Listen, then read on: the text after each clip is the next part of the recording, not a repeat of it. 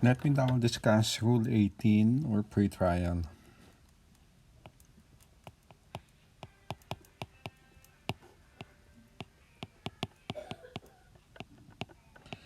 The rule, as amended, has introduced a lot of innovations to the rule or to the previous rule on pre-trial.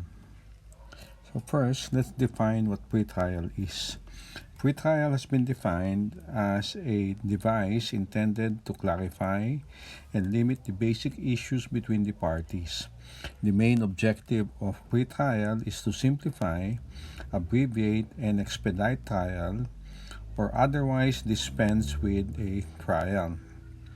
It is really undertaken by way of a conference or a hearing.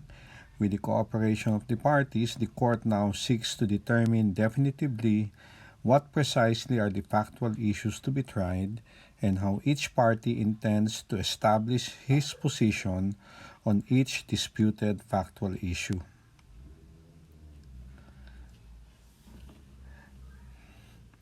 I note the case of PPA or the Philippine Ports Authority versus the City of Iloilo, where it was held that pre-trial is intended primarily to make certain that all issues necessary to the disposition of a case are properly raised.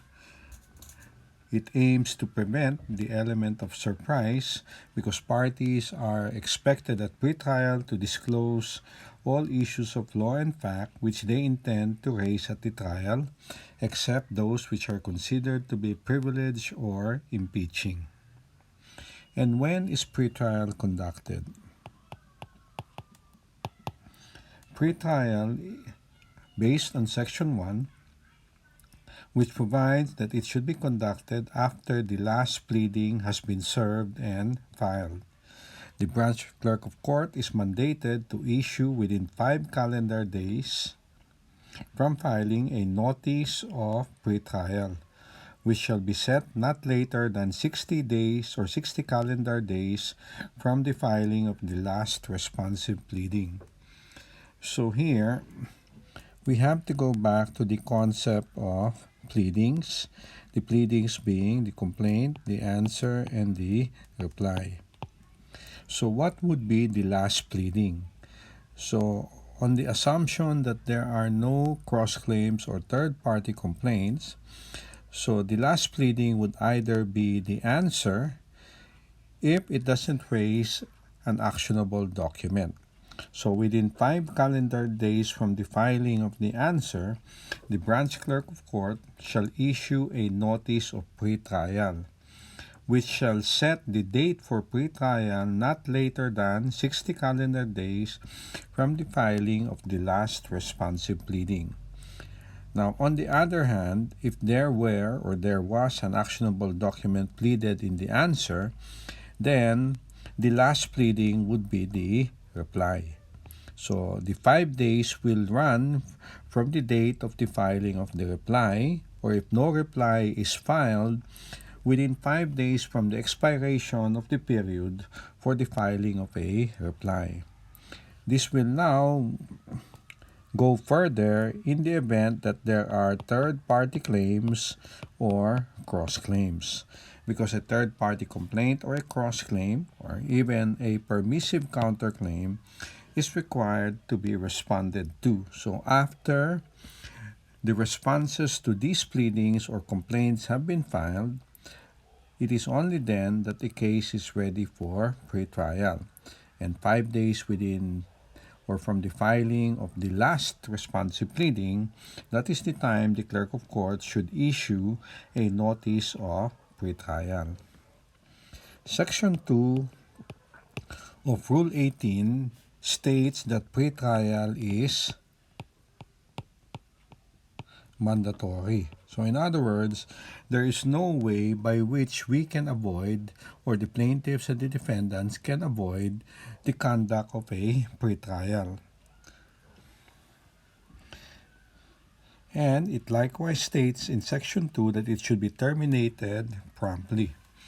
And when it conducts pre-trial, it will consider the following: the possibility of an amicable settlement, or submission to alternative modes of dispute resolution.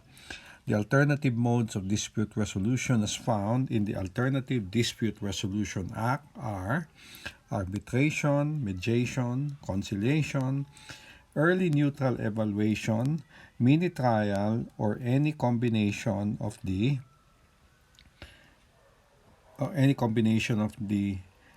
listed alternative modes of dispute resolution. Second, it will consider simplification of the issues. Third, the possibility of obtaining stipulations or admissions of fact and of documents to avoid unnecessary proof. Fourth, a limitation of the number and identification of the witnesses and the setting of trial dates. We will need to comply with the one-day examination of a witness rule and the most important witness rule.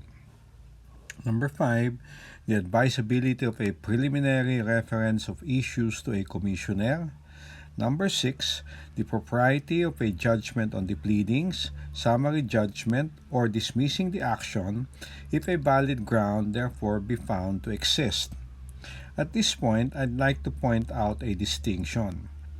Under the rule on pretrial as now formulated, the court can actually make a determination as to the propriety of a judgment on the pleadings or summary judgment or a dismissal, and they can do so motu proprio. Because previously, if there is ground for judgment on the pleadings or summary judgment, a movant must still file a motion for judgment on the pleadings or summary judgment. With the rule as formulated now, the court can motu proprio actually proceed to render judgment on the pleadings or summary judgment.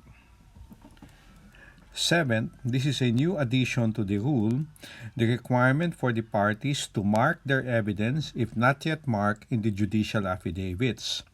Please note that when you file a complaint and an answer is likewise filed, there is already a need to attach to this complaint or to the answer the judicial affidavits of the persons who will be testifying for the plaintiff or for the defendant. Second, to examine and make comparisons of the adverse party's evidence vis-a-vis the copies to be marked. Third, to manifest for the record stipulations regarding the faithfulness of the reproductions and the genuineness and due execution of the adverse party's evidence. And, if needed, reserve evidence not available yet at the time of the pretrial. There is now a specific way by which you can reserve evidence. If it is testimonial evidence, you would have to give the name of the person who is to give testimony and the nature of the testimony of the witness. If it is documentary and object evidence, you need to give a particular description of the evidence. No reservation shall be allowed unless it is undertaken in the manner prescribed by the rule, and such other matters as may aid in the prompt disposition of the action. Furthermore, Section 2 likewise states that the failure without just cause of a party and counsel to appear during pretrial despite notice shall result in a waiver of any objection to the faithfulness of the reproductions marked or their genuineness and due execution. So how will this affect the parties? When the plaintiff and counsel does not appear during pretrial, that results in a dismissal of the action. So that would now mean that the plaintiff, or the defendant, can actually prove his counterclaim. So in relation to his counterclaim, there will be a waiver of objections as to the faithfulness of the reproductions marked by the plaintiff or their genuineness and due execution. In the same manner, there will be a waiver as to any objection to the faithfulness of the reproductions marked by the defendant, and likewise as to their genuineness and due execution. In the same manner, if the defendant is the one who does not appear, he is deemed to have waived any objection to the faithfulness of the reproductions marked or their genuineness and due execution, referring to the documents of the plaintiff. The failure also without just cause of a party or counsel to bring the evidence required shall be deemed to be a waiver of the presentation of such evidence. For purposes of preparing for a pretrial, there must be a pretrial brief. The contents of a pretrial brief is enumerated in Section 6 of the rule, and it also tells us when a pretrial brief must be filed. It must be filed and served on the adverse party at least 3 days before the pretrial, and it should contain the following: a concise statement of the case and the reliefs prayed for, a summary of admitted facts and proposed stipulation of facts. Third, the main factual and legal issues to be tried or resolved. Fourth, the propriety of a referral of factual issues to commissioners. Number 5, the documents or other object evidence to be marked, stating the purpose for these evidences. Number 6, the names of the witnesses and the summary of their respective testimonies. Number 7, a brief statement of the points of law and citation of authorities. So that is what is required to be filed at least 3 days before the pretrial. If one does not file a pretrial brief, it will have the same effect as a failure to appear during the pretrial, which consequence we will discuss in a few moments. I call attention to the case of Vera versus Rigor, where it was held that the court cannot conduct a pretrial without the parties filing their pretrial briefs. Speaking of the notice of pretrial, what should be included in the notice that is sent out by the clerk of court? It should include a date or the date set for the pretrial itself, the court-annexed mediation, and judicial dispute resolution if necessary. This notice is supposed to be served upon counsel or party if a party does not have counsel, and counsel will then be charged with the duty to notify the party. If parties and counsel do not appear during the pretrial or the court-annexed mediation or the judicial dispute resolution, it will be subject to the same sanctions as provided for under Section 5, pertaining to the effects of failure to appear. And who is required to appear during pretrial? Court-annexed mediation and judicial dispute resolution if necessary. The rule now requires both parties and counsel to appear. Previously, only parties are required to appear, so there can be no imposition of sanctions if a party appears without counsel. But with the rule as formulated now, both parties and counsel must appear. A party may only be excused for non-appearance due to acts of God, force majeure, or a duly substantiated physical inability. There is also the possibility that somebody may represent a party, provided that there is authorization in writing to perform the following: to enter into an amicable settlement, to submit to alternative modes of dispute resolution, and to enter into stipulations or admissions of fact or documents. If the written authorization falls short of what is required, then it is as if there is no written authorization given. We now go to Section 5, which provides for the effects of a failure to appear. So first, you have the plaintiff, and on the other hand, the defendant. If the plaintiff and counsel fails to appear despite due notice, the plaintiff can be declared non-suited and the action is dismissed. And the dismissal is with prejudice unless otherwise ordered by the court. If it is the defendant and counsel who fails to appear despite due notice, the plaintiff will now be allowed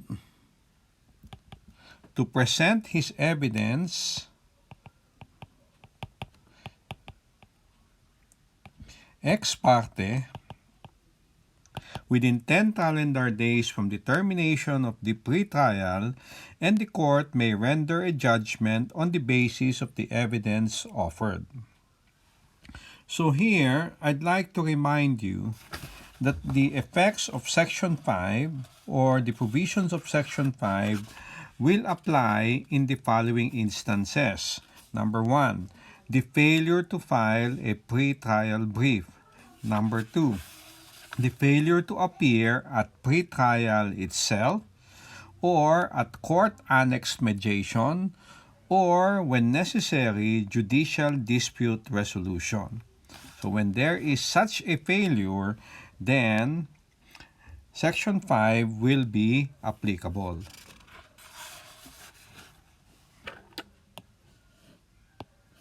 Assuming that the pretrial has commenced and has been concluded, eventually the court is required to issue a pretrial order. Section 7 provides that upon termination of the pretrial, the court shall issue an order within 10 calendar days reciting in detail the matters taken up during the pretrial. The order will include the following. Number 1, the admitted facts. Number 2, the minutes of the pretrial conference. Number 3, the legal and factual issues that will be tried. Number 4, the applicable law, rules, and jurisprudence. Number 5, the evidence that has been marked.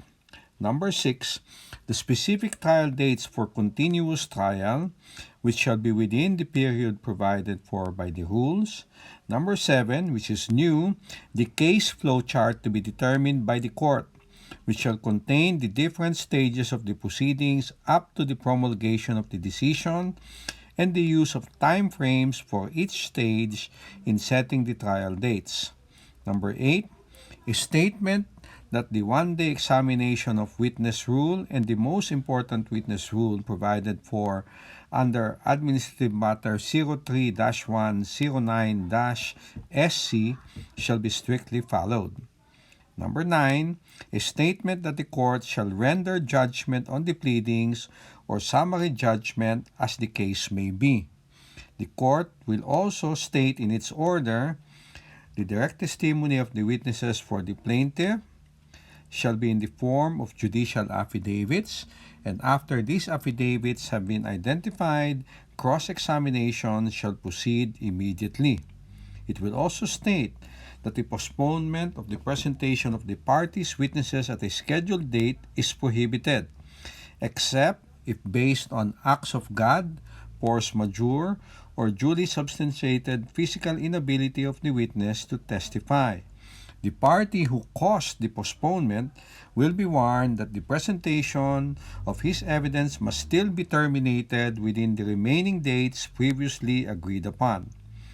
Third, should the opposing party fail to appear without valid cause, the presentation of the witness shall proceed with the absent party deemed to have waived the right to interpose any objections and to conduct a cross-examination. The contents of this pretrial order shall control the subsequent proceedings unless modified to prevent manifest injustice. We now go to court-annexed mediation. This is an innovation which really addresses a previous concern that practitioners had, where mediation came ahead of the pretrial. So, more often than not, mediation was not successful. Why? Because the issues have not yet been joined, and there is still no clarity as to what evidence is being held by the parties or held by the plaintiff to support his cause of action and held by the defendant to resist the cause of action. So now, with the amendment to the rule, court annex mediation takes place after pretrial and after the issues have been joined.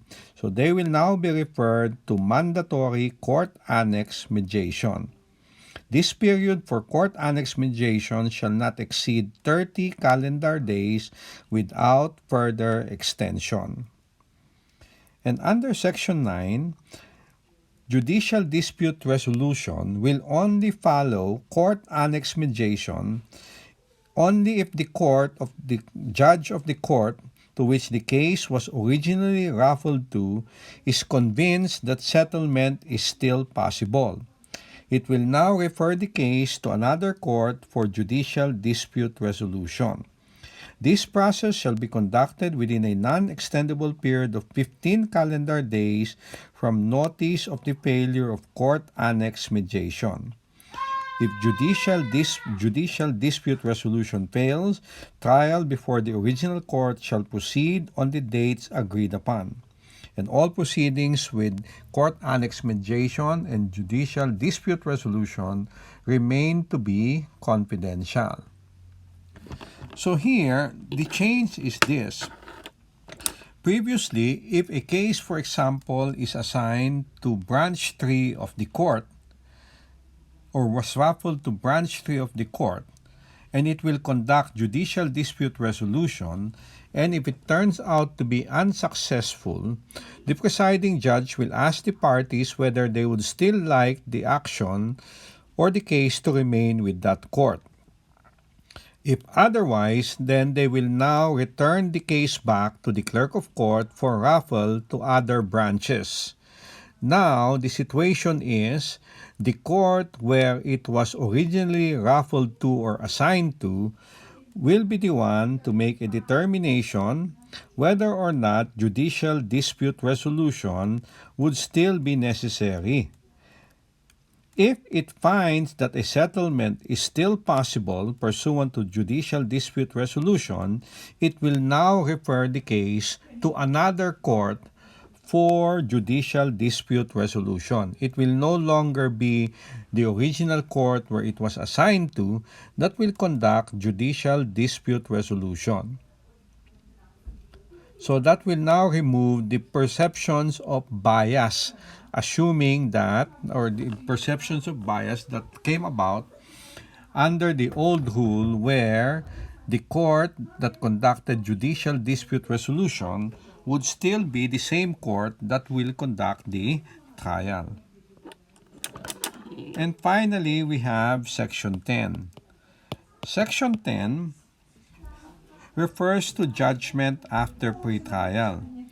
So if there are no more controverted facts or there is no more genuine issue as to any material fact, or there is an absence of any issue, or should the answer fail to tender an issue, the court shall without prejudice to the party moving for judgment of the pleadings or summary judgment motu proprio include in the pretrial order that the case is now submitted for summary judgment or judgment on the pleadings without need for position papers or memoranda.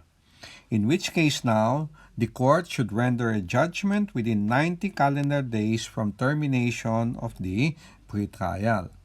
So as you can now see, there is a movement from requiring a motion for summary judgment or judgment on the pleadings to now having the court motu proprio include in the pretrial order that the case is now considered submitted for summary judgment or judgment on the pleadings. and this order of the court submitting the case for judgment on the pleadings or summary judgment will not be or cannot be the subject of any appeal or a petition for certiorari under Rule 65. That is your